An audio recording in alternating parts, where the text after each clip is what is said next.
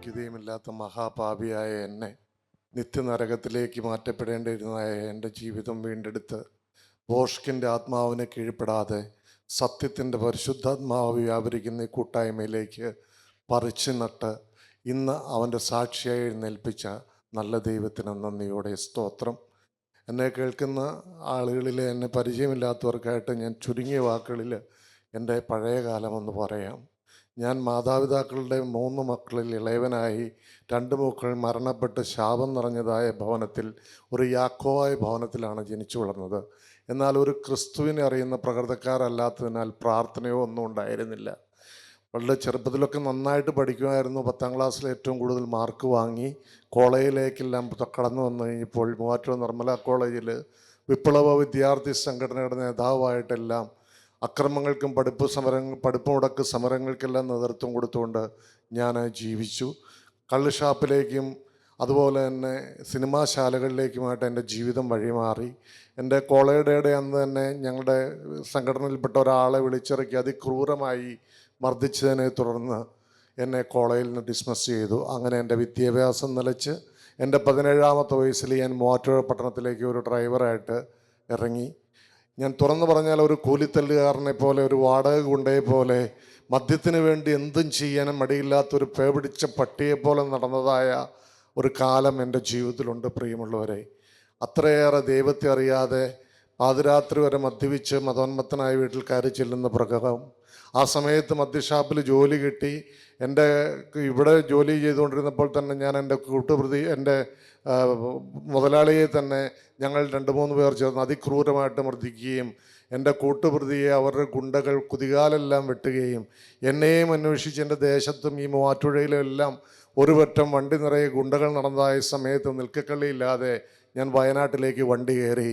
അവിടെയും ചാരായ മുതലാളിമാരോടെല്ലാം ചേർന്ന് ചാരായ റെയ്ഡിന് നേതൃത്വം കൊടുത്തുകൊണ്ട് അതിരാവിലെ വലിയ ഗ്ലാസ് നിറയെ ചാരായം കുടിച്ചുകൊണ്ട് ജീവിതം മുന്നോട്ട് പോയതായ ഒരു സമയം ഞാൻ തന്നെ എഴുതി തള്ളി. എൻ്റെ ജീവിതം അത്രയേറെ വലഞ്ഞു പോയി. 95 ഞാൻ എൻ്റെ ദേശത്തേക്ക് ചാരായമെല്ലാം നിർത്തലാക്കിയപ്പോൾ കടന്നു വന്നു. വിവാഹം കഴിച്ചാൽ നന്നാകുമെന്നെല്ലാം കരുതി എൻ്റെ മാതാപിതാക്കൾ എനിക്ക് കല്യാണം ആലോചിച്ചു. അങ്ങനെ ഞാൻ 96 എൻ്റെ വിവാഹം കഴിഞ്ഞു. ആ വിവാഹത്തലേന്നും എൻ്റെ മദ്യപന്മാരായ സുഹൃത്തുക്കൾക്ക് അല്പാൽപ്പം ഊറ്റിക്കൊടുത്ത് ഒരു ഫുൾ കുപ്പി മദ്യത്തോളം കഴിച്ചിട്ടാണ് ഞാൻ വിവാഹം എന്ന വിശുദ്ധ കൂദാശയിൽ പങ്കെടുത്തത്. നിങ്ങൾക്ക് ചിന്തിക്കാം, പൂർണ്ണമായും മദ്യത്തിനടുമ്പെട്ട ജീവിതം. അന്ന് മൂവാറ്റുപുഴ ഫസ്റ്റ് ക്ലാസ് മജിസ്ട്രേറ്റ് കോടതിയിൽ 4 ക്രിമിനൽ കേസിൽ പ്രതിയായിരുന്നു ഞാൻ. അത്രയേറെ വലഞ്ഞ് അതിനുശേഷവും 7.5 വർഷക്കാലം അല്പം പോലും സമാധാനം എൻ്റെ ഭാര്യയ്ക്കോ എൻ്റെ കുഞ്ഞുങ്ങൾക്കോ എൻ്റെ മാതാപിതാക്കൾക്കോ കൊടുക്കാതെ വണ്ണം വാക്കത്തിയും വടിവാളും തലയിണക്കീഴെ വെച്ച് എന്നെ ആക്രമിക്കാൻ വരുന്നവരെ നേരിടുവാൻ തക്കവണ്ണം അസഭ്യവും തെറിയും എല്ലാം തെറിപ്പാട്ടും ഉയർന്നിരുന്ന ഒരു ഭവനമായിരുന്നു എൻ്റെ വീട്. അവിടെ ഒരു പ്രാർത്ഥന ഉണ്ടായിരുന്നില്ല, സ്തുതി ഉണ്ടായിരുന്നില്ല. പ്രിയമുള്ളവരെ, ഞാൻ ഓർക്കുന്നു, 2 വട്ടം ആത്മഹത്യക്ക് ശ്രമിച്ച് ഞാൻ പരാജയപ്പെട്ടു. ഒരു വട്ടം ഉടുത്തിരുന്നതായ മുണ്ട് ഫാനിൽ കെട്ടി തൂങ്ങി ആത്മഹത്യ ചെയ്യാൻ നോക്കി. മറ്റൊരു ദിവസം ഞാൻ ഈ മൂവാറ്റുപുഴ പട്ടണത്തിൽ ലോഡ്ജിൽ മുറിയെടുത്ത് കൈയുടെ ഞരമ്പെല്ലാം മുറിച്ച് ആത്മഹത്യ ചെയ്യാൻ നോക്കി. അത്രയേറെ നശിച്ചു പോയതായ ഒരു ജീവിതമായിട്ട് ആത്മഹത്യ ചെയ്യാൻ പരാജയപ്പെട്ട് മദ്യപാനം മൂലം തകർന്നതായ ഒരു ജീവിതമായിട്ട് ഞാൻ 2003 ഒരു സത്യവചനം ഘോഷിക്കുന്ന കൂട്ടായ്മയിലേക്ക് കടന്നു പോകുവാൻ നല്ലവനായ സ്വർഗത്തിലെ അപ്പൻ എനിക്കൊരു ഭാഗ്യം തന്നു. അതെൻ്റെ ജീവിതത്തിലൊരു ടേണിംഗ് പോയിൻ്റായി. അന്നു മുതൽ തെറി ഉയർന്നിരുന്ന ഭവനത്തിൽ സ്തുതി ഉയരുവാൻ തുടങ്ങി. ഞാനും എൻ്റെ ഭാര്യയും എൻ്റെ മാതാപിതാക്കളും 2 കുഞ്ഞുങ്ങളും പായിട്ട് മുട്ടുമടക്കി നല്ലവനായി ദൈവത്തെ വാഴ്ത്തിപ്പാടി സ്തുതിക്കുവാൻ തുടങ്ങി. പ്രിയമുള്ളവരെ, എൻ്റെ കടബാധ്യതകൾ തീർന്നു. എനിക്ക് സ്ഥാപനത്തിൽ എനിക്കും എൻ്റെ ഭാര്യയ്ക്കും ജോലി കിട്ടി. എൻ്റെ ഭവനത്തിൻ്റെ അന്തരീക്ഷം മാറി. ഞാൻ കേരളത്തിൽ അങ്ങോളം എൻ്റെ കർത്താവിൻ്റെ സാക്ഷിയായിട്ട് ഓടി നടന്നു.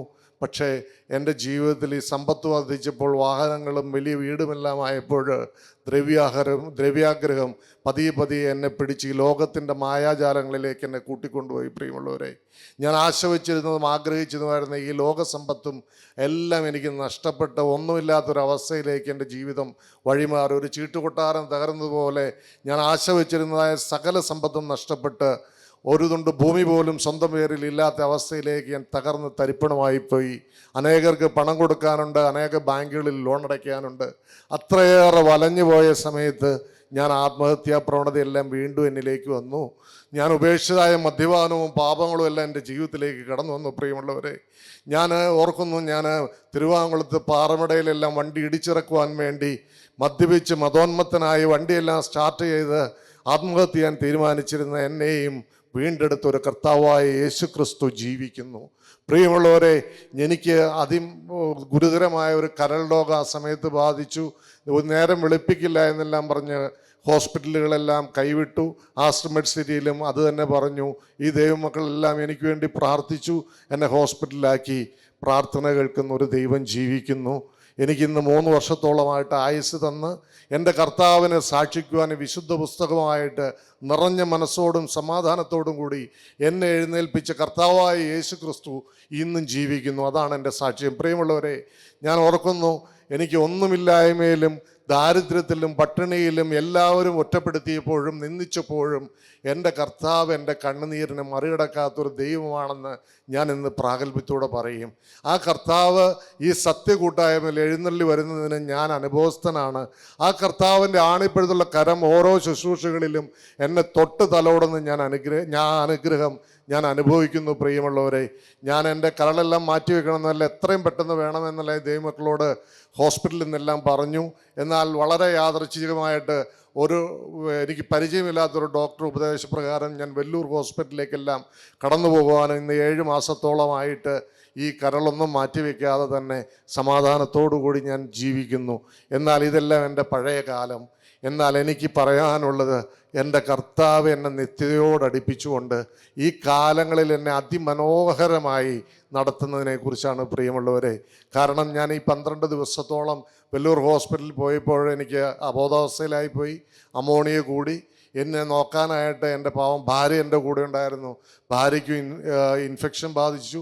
ഞങ്ങൾ 2 പേരും മുഖത്തോട് മുഖം നോക്കിയ വെല്ലൂര് ഞങ്ങൾ താമസിക്കുന്ന സ്ഥലത്ത് നിന്നപ്പോൾ ഞാൻ തുറന്നു പറയാൻ ഞാൻ ആശങ്കപ്പെട്ടു പോയി. കാരണം എന്നെ കൈപിടിക്കുവാൻ കൊണ്ടുപോകാനുള്ള എൻ്റെ ഭാര്യയും കിടപ്പിലായെന്ന്. അപ്പോൾ എൻ്റെ മോൻ ജോലി ചെയ്യുന്ന വിദേശത്താണ്. അവൻ വിളിച്ചു, അവിടെ ഹോസ്പിറ്റലിൽ അഡ്മിറ്റാണ്, വീട്ടിൽ വന്ന് റെസ്റ്റ് ചെയ്യുകയാണെന്ന്. എൻ്റെ മോളുടെ സൗണ്ട് പോയി. അവൾ തെലങ്കാനയിലാണ് പഠിക്കുന്നത്. സൗണ്ട് നഷ്ടപ്പെട്ടു. എൻ്റെ അമ്മയ്ക്ക് ഇൻഫെക്ഷനായി. ഈ ലോകം നോക്കിയാൽ നിർഭാഗ്യവാൻ. കാരണം 5 പേർക്കും രോഗം, കടബാധ്യതകൾ, ഒരു വാടക വീട്ടിൽ താമസിക്കുന്നു. ഞങ്ങൾ വെല്ലൂര്. ഈ ലോകത്തിൻ്റെ മുമ്പാകെ ഞങ്ങൾ ആര് നോക്കിയാലും ഇത്രയേറെ ശപിക്കപ്പെട്ടതെന്നൊക്കെ പലരും പറഞ്ഞു. പക്ഷേ ആ സമയത്ത് എനിക്ക് ധൈര്യം തന്ന് എന്നെ ആശ്വസിപ്പിച്ച് നിലനിർത്തി മുന്നോട്ട് നടത്തിയ കർത്താവായ യേശു ക്രിസ്തു. അന്ന് ഞാൻ ഓർക്കുന്നു, ഞങ്ങൾ അവിടെ നിന്നെല്ലാം തിരിച്ചു വന്ന് എൻ്റെ ഭാര്യയും ഞാനും ഹോസ്പിറ്റലിൽ അഡ്മിറ്റായി കഴിഞ്ഞപ്പോൾ ഈ പ്രിയപ്പെട്ട ദേവദാസൻ ജോൺ സാറ് ദുബായിൽ നിന്നെല്ലാം വിളിച്ചു. ഏതാനും ചില ദൈവമക്കളായിട്ടെല്ലാം ചേർന്ന് ഫോണിലൂടെ ഞങ്ങൾ പ്രാർത്ഥിച്ചു. പ്രിയമുള്ളവരെ, ഈ ഒരാഴ്ച മുമ്പ് ആ പ്രാർത്ഥനയുടെ സ്തുതിച്ച് ദേവദാസനും ഞങ്ങളെല്ലാം പൊട്ടിക്കരഞ്ഞും പ്രാർത്ഥിച്ചു. ആ പ്രാർത്ഥനയിൽ ഇറങ്ങി വന്ന ആ ദൈവസ്നേഹം. പ്രിയമുള്ളവരെ, ഇന്ന് ഞാൻ തികച്ചും പ്രാഗൽഭ്യത്തോട് പറയട്ടെ, ഒരു ഭാരവും എൻ്റെ ഹൃദയത്തിലില്ല. ഞാൻ അവിടെ നിന്ന് സ്തുതിയുടെ അവസാനം ദൈവദാസൻ പറഞ്ഞു, മോനെ നീ ഭാഗ്യവാനാണെന്ന്. 3 പ്രാവശ്യം ദൈവത്തിൻ്റെ ആത്മാവ് എന്നോട് പറഞ്ഞു, മകനെ നീ ഭാഗ്യവാനാണെന്ന്. ഈ ലോകം നിർഭാഗ്യവാനെന്ന് എണ്ണിയാലും എൻ്റെ കർത്താവ് കണ്ണുനീരിന് മറികടക്കാത്ത പ്രാർത്ഥന കേൾക്കുന്ന നല്ലവനായ യേശു ക്രിസ്തു ആ നിമിഷം എന്നെ കൂടുതലായി പൂർണ്ണമായും കഴുകിയെന്ന് ഞാൻ വിശ്വസിക്കുന്നു. പ്രിയമുള്ളവരെ, എന്നിൽ നിന്ന് ബാധകൾ ഒഴിയുന്നതും കോട്ടകൾ തകരുന്നതും എൻ്റെ ശരീരത്തിൽ അനുഭവിപ്പാൻ എൻ്റെ സ്വഭാവം മാറ്റി. ഞാൻ പണ്ടെങ്ങോ കേട്ടിട്ടുണ്ട് ഒരു ദേവദാസൻ പറയുന്നത്, നിങ്ങൾക്ക് സാക്ഷ്യം മൈക്കിന് മുമ്പിൽ പറയാം, പക്ഷെ നിൻ്റെ ഭവനത്തിൽ നീ സാക്ഷ്യമുള്ളവനാണോ, നിൻ്റെ ദേശത്ത് നീ സാക്ഷ്യമുള്ളവനാണോ എന്ന്. ഇന്നെൻ്റെ അമ്മയുടെ സ്വന്തക്കാരിവിടെ കേട്ടുകൊണ്ടിരിപ്പുണ്ട്, എൻ്റെ അയൽപക്കത്തുള്ളവർ കേട്ടുകൊണ്ടിരിപ്പുണ്ട്, എൻ്റെ ഭാര്യ എന്നെ കേട്ടുകൊണ്ടിരിപ്പുണ്ട്. ഞാനിന്ന് നിറഞ്ഞ മനസ്സോടുകൂടി പറയും, ഞാൻ സാക്ഷ്യത്തോടുകൂടി എൻ്റെ ഭവനത്തിൽ നിൽക്കുവാൻ, എൻ്റെ ഭാര്യയെ കരുതുവാൻ, എൻ്റെ നടക്കാൻ ബുദ്ധിമുട്ടുള്ള അമ്മയെ കരുതുവാൻ, എൻ്റെ ഭാര്യയുടെ മാതാപിതാക്കളെ കരുതുവാൻ, എൻ്റെ എല്ലാ അയൽവക്കക്കാരെയും എനിക്ക് എന്നെ നിന്ദിച്ചവർ ഏറെയുണ്ട്. ഞാൻ അനേകർക്ക് പൈസ കൊടുക്കാനുണ്ട്. പക്ഷേ ഇതിലൊക്കെല്ലാം മധ്യത്തിൽ വെറുതെ ദ്രോഹിച്ചവർക്കും എന്നെ നിന്ദിച്ചവരോടും ഒരാറ്റം പോലും ഹൃദയത്തിൻ്റെ അടിത്തട്ടിൽ പോലും ഒരു ഇഷ്ടക്കുറവില്ലാതെ ഞാൻ എൻ്റെ കുഞ്ഞുമ്മയെല്ലാം എൻ്റെ വാക്കുകളെ കേട്ടുകൊണ്ടിവിടെ ഇരിപ്പുണ്ട്. ഞാൻ എന്ത് സംസാരിച്ചാലും അവസാനം കൂട്ടായ്മയ്ക്ക് ഒന്ന് വരാവോ, ആ ദൈവനാമ മഹത്വത്തിനായിട്ട് ദൈവം തന്നതല്ലാതെ എനിക്കൊന്നുമില്ല. ഞാനിപ്പോൾ ഇവിടെ നിന്ന് എഴുന്നേറ്റപ്പോഴും ഞാൻ പറഞ്ഞു, കർത്താവേ നിൻ്റെ ക്രൂശിൻ ചുവട്ടിൽ ഞാൻ താണ് വീണ് കിടന്നോളാം കർത്താവേ, എൻ്റെ തല പൊങ്ങണ്ട. പക്ഷേ കർത്താവ് എനിക്കൊരു ഉറപ്പ് തന്നു, നിന്നാൽ ഞാൻ പടക്കൂട്ടത്തിന് നേരെ പാഞ്ഞു ചെല്ലും, ഞാൻ മതിൽ ചാടിക്കിടക്കും. എൻ്റെ കർത്താവ് എൻ്റെ കൂടെയുണ്ടെങ്കിൽ ഈ ലോകത്തിനോ യാതൊന്നിനും, പട്ടിണിക്കോ എനിക്ക് ദാരിദ്ര്യത്തിനോ ഒന്നിനും എന്നെ യേശുവിൻ്റെ സ്നേഹത്തിൽ നിന്ന് അകറ്റാൻ കഴിയില്ല എന്ന് ഞാൻ ഉറച്ചിരിക്കുന്നു പ്രിയമുള്ളവരെ. അതിനെ തുടർന്ന് അത്ഭുതങ്ങളുടെ ഒരു പെരുമഴയാണ് എൻ്റെ ജീവിതത്തിൽ നടന്നത്. ഞാൻ പറയാം, ഞങ്ങൾ ഹോസ്പിറ്റലിൽ നിന്ന് അമ്മയ്ക്ക് ഇൻഫെക്ഷൻ ആയതുകൊണ്ട് ഞങ്ങൾ ഡിസ്ചാർജ് ചോദിച്ച് വീട്ടിൽ ചെന്നു. ഇന്നലെ എൻ്റെ ഭാര്യ എൻ്റെ വീട്ടിൽ മുറ്റത്ത് വീണ് കിടന്നു പ്രിയമുള്ളവരെ. ഞാൻ എഴുന്നേറ്റില്ലായിരുന്നു. എനിക്ക് വേസ്റ്റ് കളയാൻ പുറത്തു പോയ ആൾ മുറ്റത്ത് വീണ് കിടക്കുകയാണ്, ചുമച്ച് ബോധമില്ലാതെ. ഞാൻ എൻ്റെ ഉള്ളിൽ എൻ്റെ കർത്താവ് ഭാര്യയെ വിളിക്കാൻ പറഞ്ഞ് വിളിച്ചിട്ട് കേൾക്കുന്നില്ല. എന്നാൽ അവളെ എഴുന്നേൽപ്പിച്ച് എൻ്റെ അടുത്തേക്ക് മടക്കി വരുത്തി തന്ന ഒരു ദൈവം ജീവിക്കുന്നു. തുടർന്നൊരു ഓഫീസിൽ പോകാനായിട്ട് ഞങ്ങൾ പോയി. എൻ്റെ ഭാര്യ ഞാൻ വണ്ടിയിൽ നിന്ന് ഇറങ്ങാൻ നേരത്ത് ഓവർഡോസ് മരുന്നുകളെല്ലാം ഞാൻ കഴിക്കണുണ്ട്. എനിക്ക് തല കറങ്ങണുണ്ട്. എൻ്റെ ഭാര്യ കൈ പിടിച്ചാണ് സ്റ്റെപ്പ് കയറി ആ ഓഫീസിൽ പോയത്. തിരിച്ചു വന്നപ്പോൾ എൻ്റെ ഭാര്യ എന്നോട് ചോദിച്ചു, കൈ പിടിക്കണ്ടേ എന്ന് ചോദിച്ചു, അല്ലെങ്കിൽ ആ കോണിയെ പിടിച്ചിറങ്ങാൻ പാടില്ല എന്ന് പറഞ്ഞു. ഞാൻ പ്രാഗൽഭ്യത്തോടു കൂടി പറഞ്ഞു, എൻ്റെ കർത്താവ് എൻ്റെ കരങ്ങളിൽ പിടിച്ചിട്ടുണ്ടെന്ന്. എന്നെ വഴിയിലിട്ടിട്ട് പോകാത്ത വിശ്വസ്തനായ എൻ്റെ കർത്താവ് എൻ്റെ കൂടെയുണ്ടെന്ന്. തിരിച്ച് ഞങ്ങൾ വണ്ടിയിൽ പോന്നപ്പോൾ ഞാൻ പറഞ്ഞു, എനിക്കിപ്പോൾ ഈ നിമിഷം മരിച്ചു പോയാലും എൻ്റെ കർത്താവ് എനിക്ക് നിത്യസ്വർഗരാജ്യം എനിക്ക് അവകാശമാക്കി തന്നിട്ടുണ്ട്. അതുകൊണ്ട് ആരും ഭാരപ്പെടണ്ട. ഞാൻ ഒരു നിമിഷം ജീവിച്ചാലും ഇനി നല്ല ആയുസ് നീട്ടിത്തന്നാലും അത് കർത്താവിൻ്റെ നാമമഹത്വത്തിനാണ്, സാക്ഷ്യം പറയാനല്ല, പ്രവൃത്തിയിൽ കാണിച്ചു കൊടുക്കാൻ എൻ്റെ കർത്താവ് എന്നെ കണ്ടിട്ടുണ്ടെന്ന് ഞാൻ പറഞ്ഞു പ്രിയമുള്ളവരെ. രോഗങ്ങളും ബന്ധനങ്ങളും ദാരിദ്ര്യവും പട്ടിണിയും വന്നത്, ഒറ്റപ്പെടുത്തലും നിന്ദകളും വന്നത് എല്ലാം നന്നായി. എല്ലാം എൻ്റെ യേശുവിനെ അടുത്തറിയുവാൻ എനിക്ക് മുഖാന്തരമായി പ്രിയമുള്ളവരെ. അതിന് മുഖാന്തരമായത് ഈ സത്യകൂട്ടായ്മയും വേറൊരു ലക്ഷ്യമില്ലാത്ത ഈ ദൈവമക്കളാണ് പ്രിയമുള്ളവരെ. ഇവിടെ ആരും നേതാക്കന്മാരില്ല എന്ന് സാർ എപ്പോഴും പറയാറുണ്ടല്ലോ. പക്ഷെ ഞാനൊരു നേതാവിനെ കണ്ടിട്ടാണ് ഞാനിവിടെ നിൽക്കുന്നത്. കർത്താവായ യേശു ക്രിസ്തു എൻ്റെയും നിങ്ങളുടെയും പാപങ്ങൾക്ക് വേണ്ടി ആ ക്രൂശിൽ യാഗമായി തീർന്ന തിരുവിലാവിൽ നിന്ന് അവസാന തുള്ളി രക്തവും ഊറ്റി തന്ന കർത്താവായ യേശു ക്രിസ്തു ഇന്ന് ആളത്വപരമായിട്ട് ഇവിടെ ഉണ്ട് പ്രിയമുള്ളവരെ. നമ്മുടെ ഓരോ ശുശ്രൂഷയിലും അവൻ്റെ കാവൽ മാലാഖമാരെ ഈ പരിസരത്ത് നിറച്ച് കർത്താവ് എഴുന്നള്ളി വരുന്നുണ്ട് എന്ന് ഞാൻ എൻ്റെ അനുഭവം കൊണ്ട് പറയുന്നു. ഈ വിശുദ്ധ പുസ്തകം പിടിച്ച് ഒരു തെറ്റെൻ്റെ നാവിൽ വരില്ല. കാരണം ഞാൻ ഇപ്പോഴും പറഞ്ഞു, എൻ്റെ അധരങ്ങൾക്ക് കർത്താവേ നീ കാവൽക്കാരനായിരിക്കണമേ എന്ന്. എനിക്ക് പ്രശംസ വേണ്ട. എൻ്റെ കർത്താവിനെ എനിക്ക് വാനോളം മഹത്വപ്പെടുത്തണം. അവൻ തന്നതല്ലാതെ എൻ്റെ ജീവിതത്തിൽ ഒന്നുമില്ല. എൻ്റെ കടഭാരങ്ങളോ പ്രയാസങ്ങളോ ഭവനമില്ലാത്തതോ ഒരു തുണ്ട് ഭൂമിയില്ലാത്തതോ ഒന്നും എനിക്ക് പ്രശ്നമല്ല. കാരണം എൻ്റെ കർത്താവ്, ഞാനിവിടെ പരദേശവാസിയാണ്, കർത്താവ് എനിക്കൊരു മനോഹര ഭവനം അവിടെ ഒരുക്കുന്നുണ്ട് പ്രിയമുള്ളവരെ. ഒരു നിമിഷം കൊണ്ട് ഞാൻ ഇതെല്ലാം പറയുന്നത് എന്തിനാണെന്ന് വെച്ചാൽ, എൻ്റെ അനുഭവം പറഞ്ഞത്, നിങ്ങൾ ആരെല്ലാം എന്തൊക്കെ കൊടിയ പാപങ്ങൾ ചെയ്തിട്ട് വന്നിരിക്കുന്നവരാണെങ്കിലും, എന്തെല്ലാം പാപങ്ങൾ നിങ്ങളുടെ ജീവിതത്തിൽ വന്നു പോയെങ്കിലും, ഈ കർത്താവിൻ്റെ സന്നിധിയിൽ ഏറ്റു പറഞ്ഞാൽ കർത്താവ് ക്ഷമിക്കുന്നവനാണ്. പക്ഷെ ഒരു വ്യവസ്ഥയുണ്ട്. ആ പാപിനിയായ സ്ത്രീയോട് പറഞ്ഞതുപോലെ, പോകാം, മേലാൽ പാപം ചെയ്യരുത്. മനസ്സറിഞ്ഞൊരു പാപം ചെയ്യാതെ, ആരോടും ഒരു ഇഷ്ടക്കുറവ് പോലും ഹൃദയത്തിൽ വരാതെ നിങ്ങളുടെ ജീവിതം കർത്താവായ യേശുക്രിസ്തുവിന് സമർപ്പിച്ചാൽ, എൻ്റെ കർത്താവ് പാപിയെ വീണ്ടെടുക്കുന്നവനാണ്. ഞാൻ അതിന് സാക്ഷിയാണ് പ്രിയമുള്ളവരെ. ചെങ്കടലിനെ ഒരു നിമിഷം കൊണ്ട് രണ്ടാക്കി നിർത്തിയ ആ കർത്താവായ യേശുക്രിസ്തു നിങ്ങളുടെ എത്ര കൊടുങ്കാറ്റ് പോലെ ആഞ്ഞു വരുന്ന പ്രശ്നങ്ങളിലും അവൻ അതിന് ഒരു നിമിഷം മതി. വിശ്വസിച്ചാൽ നീ ദൈവത്തിൻ്റെ മഹത്വം കാണും. നിരാശപ്പെടേണ്ട, പ്രത്യാശയോടുകൂടി ഇരിക്കുക. എല്ലാവരെയും സ്നേഹിക്കുക. വിശ്വാസം, പ്രത്യാശ, സ്നേഹം, ഇവ മൂന്നും നിലനിൽക്കുന്നു. അവയിൽ വലിയതോ സ്നേഹം തന്നെ. കർത്താവ് സ്നേഹമാണ്. ആ അരുമ മണവാളിനെ പിടിച്ചാൽ ഈ ലോകത്തിൽ യാതൊരു ബാധയും നിങ്ങൾക്ക് അടുക്കുകയില്ല.